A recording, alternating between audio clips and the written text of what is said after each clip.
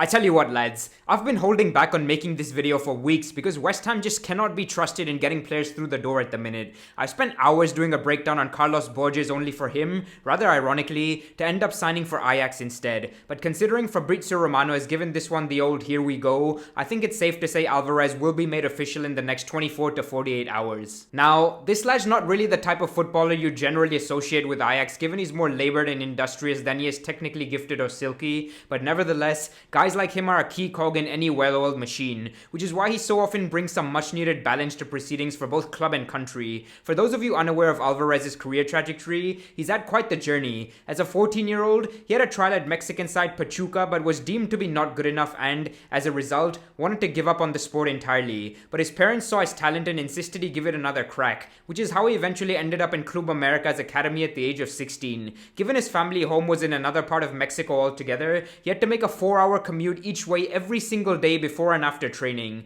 This resulted in him spending 70% of his wages on transportation alone, which probably explains where he gets his grit and determination from. While much of his first season at Ajax was about adapting to European football, his second saw him become a key member of the squad as he was nominated for their Player of the Season award, narrowly losing out to Dusan Tadic at the end. After continuing his good form thereafter, Alvarez became a target for Chelsea in January, but the move fell apart as Ajax had already lost too many key personnel in the previous summer. Much like Declan Rice, Alvarez predominantly operates as a defensive midfielder, but can also be utilized at centre half if asked of him, which will give the coaching staff plenty of options from a tactical perspective. As showcased by the graphic on screen, Alvarez's strengths lie in his defensive acumen, and there's no one better in his position at making clearances and winning aerial duels in Europe. When you couple that with his reading of the game, never say die attitude, and athleticism, you've got yourself a real warrior of a player. That being said, he can at times shy away from making progressive passes and grabbing the game by the scruff of the neck, which is why he'll need technically gifted midfielders around him to complement his style. What he can do, however, is carry the ball forward into space and be a real nuisance in the opposition box off set pieces, so expect to see some headed goals moving forward. In addition to all of this,